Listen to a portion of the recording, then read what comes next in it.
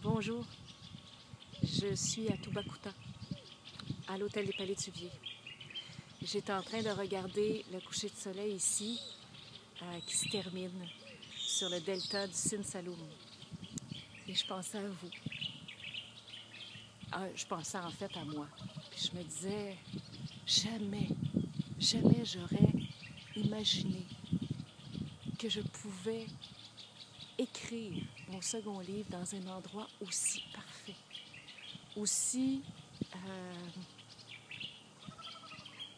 qui répond autant à ce que j'avais envie de vivre. Les gens se demandent, même ma mère me demandait pourquoi l'Afrique, et j'étais pas capable de répondre. Mais je savais qu'à l'intérieur de moi, c'était là. Et j'avais imaginé un lieu qui me dépayserait, qui me ferait perdre mes repères. Je l'ai trouvé ici. C'est grâce à ma grande amie Zénab, qui connaissait la propriétaire qui s'appelle Caroline. Et elle l'a appelée, puis elle lui a dit tu voudrais-tu accueillir ma copine, elle veut écrire un livre. J'aurais pas pu tomber sur un meilleur endroit. Est-ce que c'est de la chance? Est-ce que c'est du hasard? Non. C'était parce que je l'avais à l'intérieur de moi. Je le savais, je le sentais. L'intuition était forte, l'intention aussi. Et j'ai osé, et je suis passée à l'action. Comme dirait mon ami Jean Nadeau, qui va être très content de ça.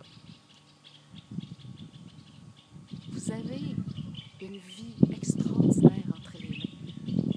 Vous avez la possibilité de réaliser, vous aussi, ce que vous avez de plus fort à l'intérieur de vous. On a malheureusement la tendance de croire que c'est les circonstances extérieures qui dictent notre vie, que c'est notre emploi qui nous empêche, que c'est notre boss, que c'est notre famille, que c'est nos amis, que c'est notre maladie, que c'est...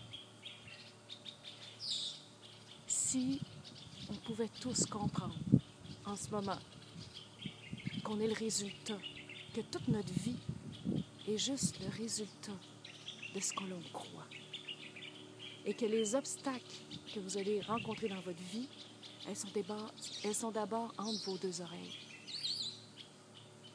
J'avais envie de partager ça avec vous ce soir. Et je voudrais tellement vous faire ressentir à quel point réaliser ses rêves, c'est... J'ai pas de mots. Et je vais m'arrêter ici. Bonne soirée.